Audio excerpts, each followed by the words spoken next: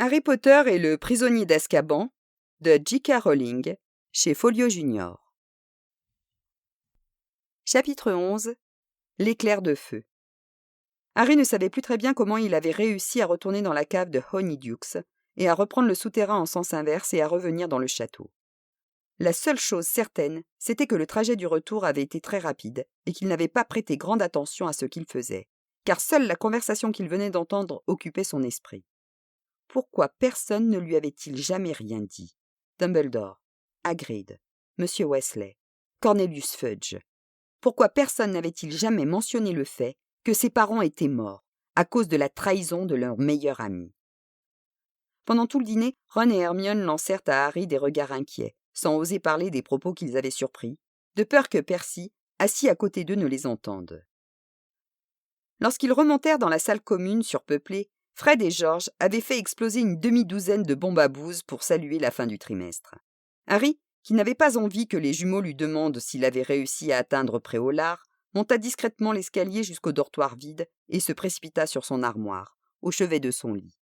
Il repoussa ses livres et trouva rapidement ce qu'il cherchait. L'album à la couverture de cuir que Hagrid lui avait donné 2 ans plus tôt et qui était rempli de photos de ses parents.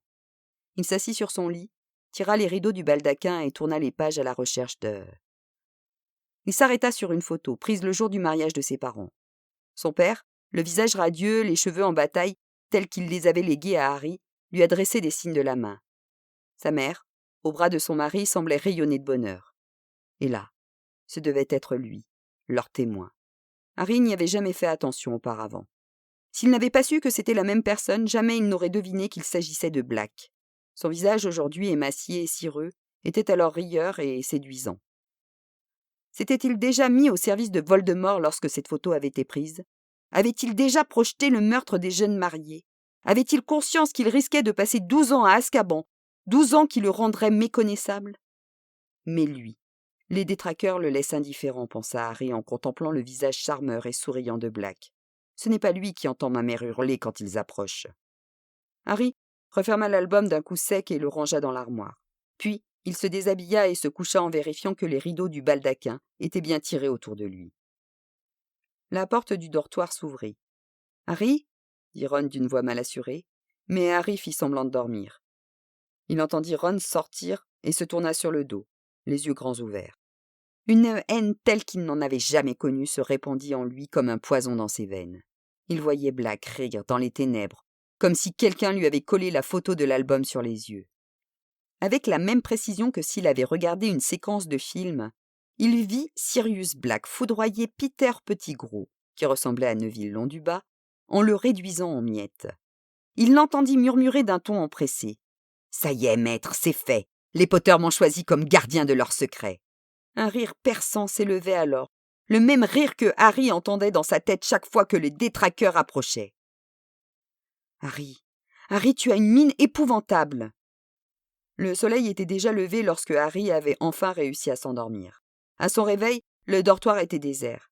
Il s'était habillé puis était descendu dans la salle commune où il n'y avait plus que Ron, qui mangeait un crapaud à la menthe, et Hermione, entourée de livres et de cahiers étalés sur plusieurs tables. « Où sont passés les autres ?» demanda Harry. « Partis. C'est le premier jour des vacances, tu l'as oublié ?» répondit Ron en observant Harry avec attention. « C'est presque l'heure du déjeuner, je m'apprêtais à monter te réveiller. » Harry se laissa tomber sur une chaise auprès du feu. Au dehors, la neige continuait de tomber. Patenron, étendu de tout son long devant la cheminée, avait l'air d'une descente de lit aux teintes orangées. « Tu sais que tu n'as vraiment pas bonne mine ?» dit Hermione en le regardant. « Je vais très bien, » assura Harry. « Harry, écoute-moi, reprit Hermione, qui échangea un regard avec Ron. Tu dois être bouleversé par ce que nous avons entendu hier, mais il ne faut surtout pas faire de bêtises. »« Comme quoi, par exemple ?» demanda Harry. « Comme d'essayer de retrouver Black, répondit Ron. Harry était sûr qu'ils avaient répété cette conversation à l'avance pendant qu'il dormait. Il préféra ne rien dire. « Tu ne feras pas ça, n'est-ce pas, Harry ?» insista Hermione. « Black ne vaut pas la peine qu'on meure à cause de lui, » dit Ron. Harry les regarda. Il ne semblait rien comprendre. « Vous savez ce que j'entends chaque fois qu'un détraqueur s'approche de moi ?» demanda-t-il. Ron et Hermione hochèrent la tête, l'air inquiet. « J'entends ma mère qui hurle et qui supplie Voldemort. Et si vous aviez entendu votre mère crier comme ça, quelques instants avant sa mort, vous ne l'oublieriez pas facilement. » Et si vous découvriez que quelqu'un qui était censé être son ami l'avait trahi et livré à Voldemort? Tu n'y peux rien du tout, s'exclama Hermione ébranlée. Les détraqueurs vont capturer Black et il retournera à Azkaban. Bien fait pour lui. Tu as entendu ce que Fudge a dit? Black n'a pas été affecté comme les autres prisonniers par son séjour à Azkaban. Pour lui, ce n'est pas un châtiment aussi terrible que pour les gens normaux. Et alors, qu'est-ce que tu es en train de nous dire? Demanda Ron, l'air tendu. Tu veux quoi? Tuer Black? Ne sois pas stupide, dit Hermione d'une voix qui trahissait la panique. Harry ne veut tuer personne, n'est-ce pas, Harry? Cette fois encore, Harry resta silencieux. Il ne savait pas ce qu'il voulait faire. Tout ce dont il était sûr, c'était que rester là, les bras croisés, alors que Black était en liberté, lui paraissait insupportable. « Malfoy est au courant, dit-il soudain. Vous vous souvenez de ce qu'il m'a dit pendant le cours de potion? Si j'étais toi, j'essaierais de le retrouver moi-même. Je me vengerais. » Tu vas suivre les conseils de Malfoy au lieu des nôtres? S'indigna Ron. Écoute-moi. Tu sais ce qu'a reçu la mère de Pettigrew quand Black en a eu fini avec lui. Papa me l'a raconté. L'ordre de Merlin, première classe, et un doigt de son fils dans une boîte. C'était le plus gros morceau qu'ils aient retrouvé de lui. Black est fou et dangereux. Le père de Malfoy a dû lui dire ce qui s'est passé, poursuivit Harry sans faire attention à Ron. Il faisait partie des intimes de Voldemort. Tu ne voudrais pas plutôt dire « tu sais qui ?» s'exclama Ron avec colère. Et donc les Malfoy savaient que Black travaillait pour Voldemort. Et Malfoy serait ravi que tu sois réduit en petits morceaux tout comme Pettigrew. Essaye de comprendre. Malfoy espère que tu seras tué avant le match de Quidditch entre Gryffondor et Serpentard. Harry, s'il te plaît, dit Hermione les yeux brillants de larmes, je t'en prie, sois raisonnable. Black a fait quelque chose d'horrible, absolument horrible, mais ne te mets pas en danger. C'est ce que Black veut. Harry, tu tomberais directement entre ses mains si tu essayais de le retrouver. Ni ton père, ni ta mère n'auraient voulu qu'il te fasse du mal, n'est-ce pas? Jamais ils n'auraient voulu que tu partes à sa recherche. Je ne saurais jamais ce qu'ils auraient voulu ou pas, puisque par la faute de Black, je n'ai jamais eu l'occasion de leur parler, répliqua sèchement Harry. Il y eut un long silence pendant lequel Paton Rond s'étira voluptueusement en sortant ses griffes. La poche de Ron se mit à trembler. En tout cas, dit Ron qui essayait de changer de sujet, c'est les vacances. On est presque à Noël. Si on allait faire un tour chez Hagrid, il y a une éternité qu'on ne l'a pas vu. Non, dit aussitôt Hermione. Harry ne doit pas quitter le château. Bonne idée. Allons-y, dit Harry en se levant. J'en profiterai pour lui demander pourquoi il ne m'a jamais parlé de Black quand il m'a raconté l'histoire de mes parents. Ron avait espéré qu'il ne reparlerait plus de Black. Ou alors on pourrait plutôt faire une partie d'échecs, proposa-t-il précipitamment. Non, allons voir Hagrid, dit Harry d'un ton décidé. Ils s'emmitouflèrent dans leurs capes et traversèrent le château désert. Au dehors, la forêt interdite paraissait enchantée, avec ses arbres parsemés de neige aux reflets d'argent, et la cabane de Hagrid ressemblait à un gâteau recouvert de sucre glacé. Ron frappa à la porte, mais personne ne répondit. « Il n'est pas sorti pourtant !» dit Hermione en frissonnant sous sa cape. Ron colla son oreille contre le panneau de la porte. « Il y a un drôle de bruit, dit-il. Écoute. Tu crois que c'est Croque-Dur ?» Harry et Hermione collèrent à leur tour l'oreille contre la porte. À l'intérieur de la cabane, on entendait de faibles gémissements saccadés. « Tu crois qu'on devrait prévenir quelqu'un ?» dit Ron mal à l'aise. « Hagrid !» appela Harry en cognant à la porte. « Hagrid, vous êtes là ?» Il y eut des bruits de pas pesants, puis la porte s'ouvrit en grinçant. Hagrid se tenait dans l'encadrement, les yeux rouges et gonflés. Des larmes avaient coulé sur son gilet de cuir. « Vous êtes au courant ?» cria-t-il en se jetant dans les bras de Harry. Hagrid, ayant à peu près le double de la taille d'un homme normal, la situation n'était pas simple. Harry, sur le point de s'effondrer sous son poids, fut secouru par Ron et Hermione, qui prirent chacun Hagrid par un bras et le ramenèrent à l'intérieur de la cabane, avec l'aide de Harry. Hagrid se laissa conduire jusqu'à une chaise sur laquelle il s'assit en s'effondrant sur la table, secoué de sanglots, sa barbe hirsute ruisselante de larmes. « Hagrid, que se passe-t-il » demanda Hermione effarée. Harry remarqua alors une lettre d'aspect officiel qui était posée sur la table. « Qu'est-ce que c'est que ça ?» Hagrid sanglota de plus belle en poussant la lettre vers Harry qui la prit et lut à haute voix. « Cher monsieur Hagrid, à la suite de notre enquête concernant l'attaque d'un élève de votre classe par un hippogriffe, nous nous sommes rangés à l'avis du professeur Dumbledore, qui nous a assuré que vous ne portiez aucune responsabilité dans ce regrettable incident. »« Eh bien, c'est parfait, Hagrid !» dit Ron en lui donnant une tape amicale sur l'épaule.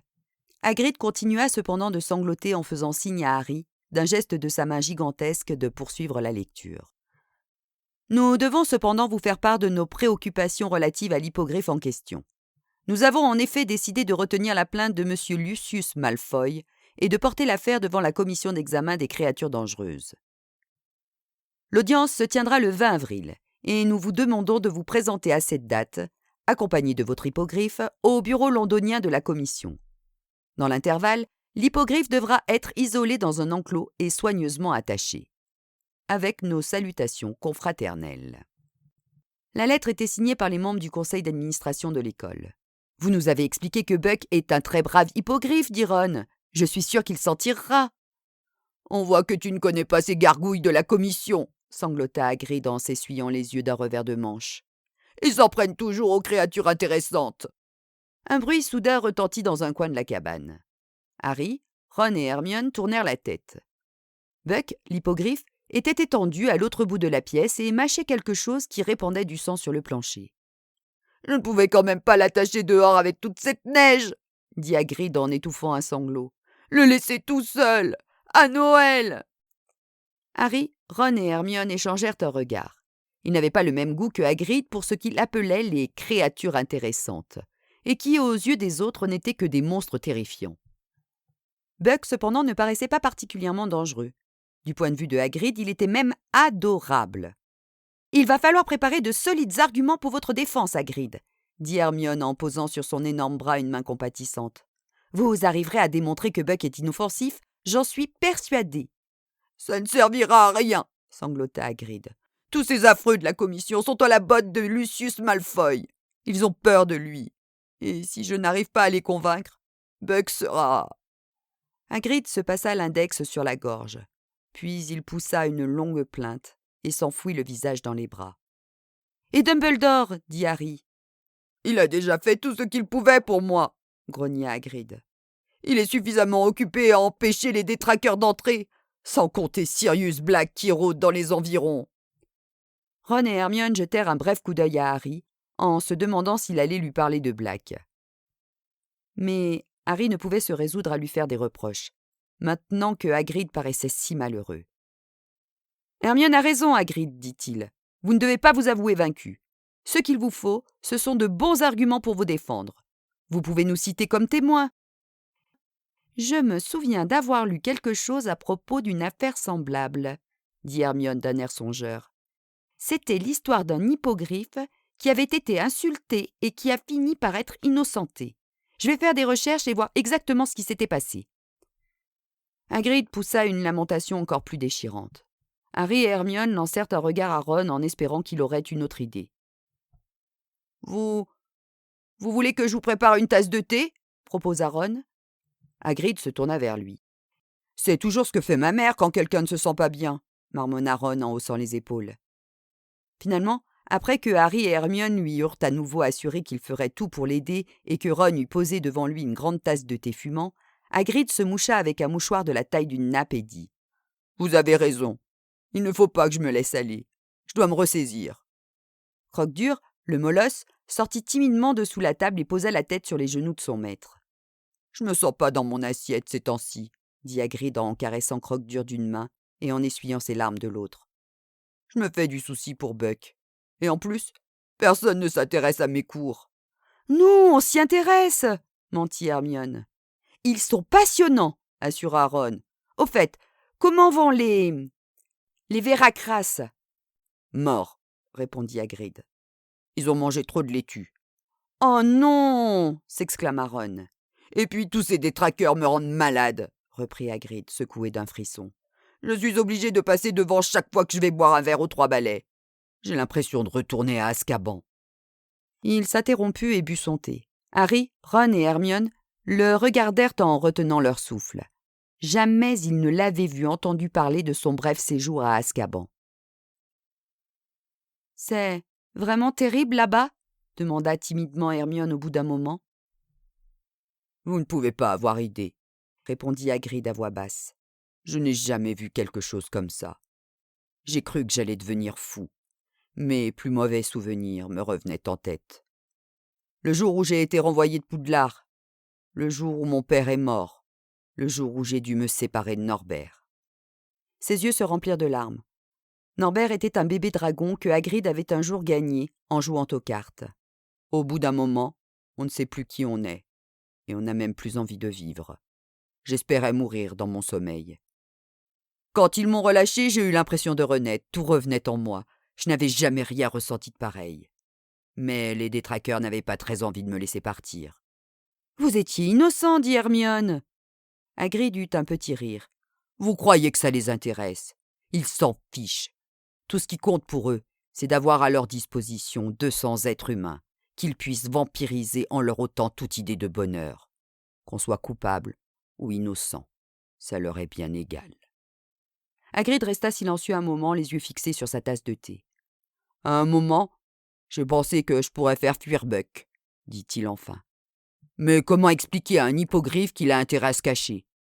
Et puis, j'ai peur de violer la loi. » Il leva les yeux vers eux. Des larmes coulaient à nouveau sur ses joues. « Je ne veux plus jamais retourner à Azkaban. » La visite à Hagrid, bien qu'elle n'eût rien d'amusant, avait quand même eu l'effet que Ron et Hermione espéraient. Certes, Harry n'avait pas oublié Black le moins du monde, mais il ne pouvait plus passer son temps à ruminer sa vengeance s'il voulait aider Hagrid à défendre sa cause devant la commission d'examen des créatures dangereuses. Le lendemain, Ron, Hermione et lui se rendirent à la bibliothèque et retournèrent dans la salle commune, les bras chargés de livres qui pouvaient les aider à préparer la défense de Buck. Tous trois s'assirent devant la cheminée et commencèrent à feuilleter des volumes poussiéreux qui relataient des exemples célèbres de créatures accusées de délits divers. Lorsqu'ils trouvaient quelque chose qui paraissait approprié à leur cas, ils le signalaient immédiatement. « Tiens, là, en 1722, il y a eu une histoire semblable. »« Oui, mais l'hippogriffe a été condamné. Quelle horreur! Regardez ce qu'ils lui ont fait! C'est dégoûtant !» Pendant qu'ils poursuivaient leurs recherches, les somptueuses décorations de Noël avaient été installées dans le château, bien qu'il n'y eût presque plus d'élèves pour en profiter. D'épaisses guirlandes de houx et de gui étaient accrochées le long des couloirs. De mystérieuses lumières brillaient à l'intérieur de chaque armure, et la grande salle était remplie de ces 12 sapins habituels qui scintillaient d'étoiles d'or. Un puissant et délicieux fumet annonciateur de mets délectables se répandait dans les couloirs. Et la veille de Noël, il était devenu si alléchant que même Croutard sortit son museau de la poche de Ron pour renifler avidement avec l'espoir de profiter du festin. Le matin de Noël, Harry fut réveillé par Ron qui lui jeta son oreiller. « Eh oh, cadeau !» Harry attrapa ses lunettes et regarda le pied de son lit, où un petit tas de paquets apparaissait dans la pénombre. Ron était déjà en train d'ouvrir ses propres cadeaux. « Ah, ma mère m'a encore tricoté un pull, dit-il, et encore violet. Regarde si tu en as un, toi aussi. » Harry en avait un, en effet. Madame Weasley lui avait envoyé un pull rouge vif, avec le lion de Gryffondor brodé dessus, ainsi qu'une douzaine de petits pâtés qu'elle avait préparés elle-même, un morceau de bûche de Noël et une boîte de bonbons à la noisette. Il découvrit ensuite un long paquet étroit. « Qu'est-ce que c'est » demanda Ron. « C'est pas. » Harry déchira le papier et poussa une exclamation de stupeur en voyant apparaître un splendide balai étincelant. Ron lâcha son pull et se précipita pour regarder de plus près. « Ça, c'est incroyable !» dit Harry d'une voix rauque. C'était un éclair de feu, exactement semblable au balai de rêve que Harry était allé contempler tous les jours dans la boutique du chemin de traverse. Lorsqu'il en saisit le manche chatoyant, il le sentit vibrer sous ses doigts, et le balai resta suspendu en l'air à la hauteur idéale pour lui permettre de l'enfourcher. Harry regarda le numéro de fabrication gravé en chiffres d'or à l'extrémité du manche, puis il promena son regard tout au long du balai jusqu'aux branches de bouleau aérodynamiques qui constituaient la queue de l'engin. « Qu'est-ce qui t'a envoyé ça ?» demanda Ron à voix basse. « Regarde s'il y a une carte, » dit Harry. Ron fouilla dans le papier qui avait servi à envelopper l'éclair de feu. « Rien. Je me demande bien qui a pu te faire un cadeau aussi somptueux. »« En tout cas, dit Harry abasourdi, on peut être sûr que ça ne vient pas des Dursley. »« Je parie que c'est Dumbledore, » lança Ron en examinant d'un air émerveillé chaque centimètre carré de l'éclair de feu. « C'est lui aussi qui t'avait envoyé anonymement la cape d'invisibilité. »« Elle avait appartenu à mon père, » fit remarquer Harry. « Dumbledore n'a fait que me la remettre. Il ne dépenserait pas des centaines de galions d'or pour moi. Il ne peut pas se permettre de faire des cadeaux pareils à ses élèves. C'est pour ça qu'il n'a pas dit que ça venait de lui. Il ne voulait pas qu'un imbécile du genre de Malfoy crie au favoritisme. « Malfoy !» s'exclama Ron en éclatant d'un grand rire. Attends un peu qu'il te voie là-dessus. Ça va le rendre malade. Ce ballet-là, c'est la classe internationale. Je n'arrive pas à y croire, murmura Harry en caressant le manche de l'éclair de feu. Qui a bien pu? Je sais, dit Ron, ça pourrait être Lupin. Quoi? Dit Harry en éclatant de rire à son tour. Lupin! S'il avait suffisamment d'or pour s'acheter ça, il pourrait se payer des vêtements neufs. Oui, mais il t'aime bien. Et il n'était pas à Poudlard quand ton balai a été détruit. Peut-être qu'il en a profité pour aller faire un tour sur le chemin de traverse et t'en acheter un. Comment ça, il n'était pas à Poudlard? S'étonna Harry. Il était malade quand le match a eu lieu. En tout cas, il n'était pas à l'infirmerie, dit Ron. Je le sais, c'était au moment où Rogue me faisait nettoyer les bassins pendant ma retenue. Tu te souviens? Harry fronça les sourcils. Lupin n'a pas les moyens d'acheter un balai comme ça. Qu'est-ce que vous mijotez tous les deux? Je vous ai entendu rire comme des fous. Hermione venait d'entrer, vêtue d'une robe de chambre, pattes en rond dans les bras. Le chat avait un morceau de guirlande noué autour du cou et paraissait de très mauvaise humeur. Ne l'amène pas ici, protesta Ron en saisissant Croutard blotti au fond de son lit pour le mettre en sûreté dans la poche de son pyjama. Mais Hermione ne l'écoutait pas. Elle laissa tomber pattes en rond sur le lit vide de Simus et contempla bouche bée l'éclair de feu. Harry, qui t'a envoyé ça? Aucune idée, il n'y avait pas de carte. À sa grande surprise, Hermione ne sembla ni excitée ni intriguée. Au contraire, elle se mordit la lèvre d'un air effaré. Qu'est-ce qui t'arrive? S'étonna Ron. Je ne sais pas, dit lentement Hermione. Mais c'est un peu bizarre, non? Il s'agit d'un très bon balai, n'est-ce pas? C'est le meilleur balai qui existe au monde, Hermione, répondit Ron avec un sourire exaspéré. Donc, il a dû coûter très cher. Il vaut probablement plus cher que tous les balais de l'équipe Serpentard réunis, assura Ron d'un ton joyeux.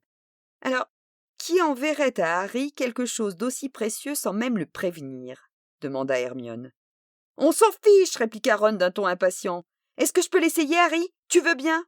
Il ne faut surtout pas monter ce balai, protesta Hermione d'une voix perçante. Pas maintenant.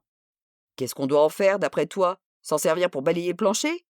Mais avant qu'Hermione ait pu répondre, Pattes en rond sauta sur Ron. Sors-le d'ici! Hurla celui-ci tandis que les griffes du chat déchiraient son pyjama et que Croutard tentait de s'enfuir par-dessus l'épaule de son maître. Ron attrapa Croutard par la queue et voulut donner un coup de pied à Pattes en rond, mais il rata sa cible et s'écrasa l'orteil contre la valise de Harry, posée au pied du lit. La valise tomba en s'ouvrant, et Ron se mit à sautiller sur place en poussant des cris de douleur. Les poils de Pattes en rond se dressèrent soudain sur son échine. Un sifflement perçant venait de retentir dans le dortoir. Tombé de la valise, le scrutoscope tournait à toute vitesse sur le plancher. « Je l'avais oublié, dit Harry en se penchant pour le ramasser. Le scrutoscope continua de tourner et de siffler dans sa main. Pattes en rond crachait en regardant l'objet d'un air rageur. « Tu ferais mieux d'emmener ce chat ailleurs, Hermione, dit Ron furieux. Assis sur le lit de Harry, il essayait de calmer son orteil endolori.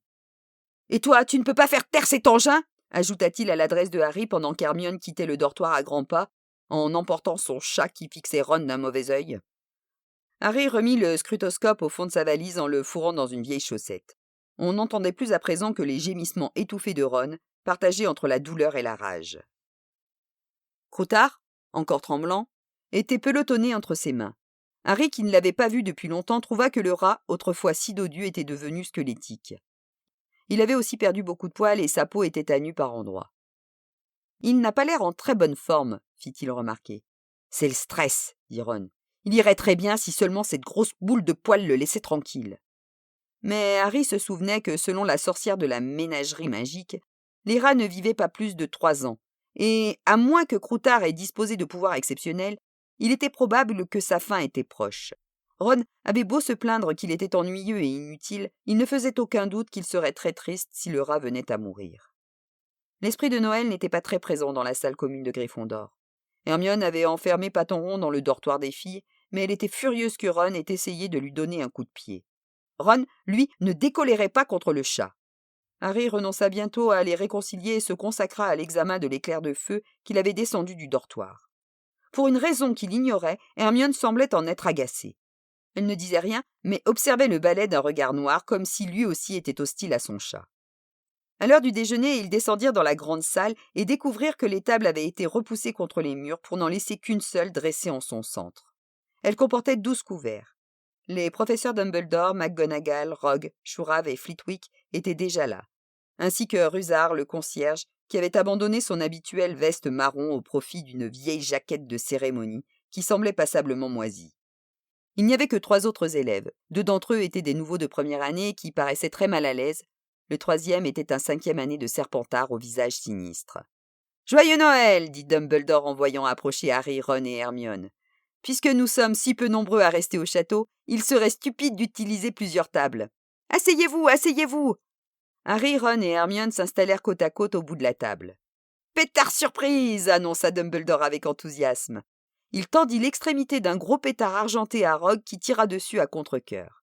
Le pétard explosa comme un coup de feu et laissa apparaître un chapeau pointu surmonté d'un vautour empaillé. Harry se rappela l'épouvantard coiffé d'un chapeau semblable.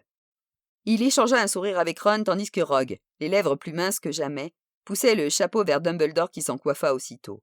« Bon appétit !» dit Dumbledore, le visage réjoui. Pendant que Harry remplissait son assiette, la porte de la grande salle s'ouvrit, et le professeur Trelawney s'avança en glissant vers eux comme si elle était montée sur roulette. Elle avait revêtu pour l'occasion une robe verte à paillettes qui la faisait ressembler à une libellule géante. « Sibylle, quelle bonne surprise !» s'exclama Dumbledore en se levant. « J'ai regardé ma boule de cristal, monsieur le directeur, » dit-elle de sa voix la plus mystérieuse. « Et à mon grand étonnement, je me suis vue abandonner mon repas solitaire pour me joindre à vous. Qui serais-je pour m'opposer aux décisions du destin ? Je me suis donc dépêché de descendre de ma tour et je vous demande de pardonner mon retard. »« Mais je vous en prie, dit Dumbledore, le regard pétillant. Je vais faire venir une chaise. » Il tira sa baguette magique et une chaise s'envola lentement à travers la salle pour venir se poser entre les professeurs Rogue et McGonagall. Mais le professeur Trelawney ne bougea pas. Ses yeux immenses parcoururent toute la longueur de la table et elle laissa soudain échapper un petit cri étouffé. « Je ne pourrai jamais, monsieur le directeur, dit-elle. Si je m'assieds parmi vous, nous serons 13 à table. Ce serait le signe d'un grand malheur. N'oublions jamais que lorsqu'il y a 13 convives autour d'une table, le premier qui se lève sera le premier à mourir. »« Eh bien, prenons le risque, Sibylle, dit le professeur McGonagall d'un ton agacé. Asseyez-vous donc, la dinde est en train de refroidir. » Le professeur Trelawney hésita puis s'assit lentement sur la chaise vide, les yeux fermés, les dents serrées comme si elle s'attendait à ce que la foudre s'abatte sur la table. Le professeur McGonagall plongea une louche dans la soupière la plus proche. « Un peu de tripe, Sibylle » proposa-t-elle. Le professeur Trelawney ne lui prêta aucune attention. Rouvrant les yeux, elle regarda autour d'elle et dit « Mais où est donc ce cher professeur Lupin ?»« J'ai bien peur que le malheureux soit à nouveau malade, » répondit Dumbledore en faisant signe aux convives de se servir. « C'est d'autant plus dommage que cela tombe le jour de Noël. J'imagine que vous deviez déjà le savoir, Sibylle, dit le professeur McGonagall, les sourcils levés. Le professeur Trelawney lui lança un regard glacial. « Bien sûr que je le savais, Minerva, » répliqua-t-elle d'une voix feutrée. « Mais ce n'est pas parce qu'on sait les choses qu'il faut s'en vanter sans cesse. Je me comporte souvent comme si je n'avais pas le 3e œil pour ne pas mettre les autres mal à l'aise. »« Voilà qui explique bien des choses, » dit le professeur McGonagall d'un ton incisif.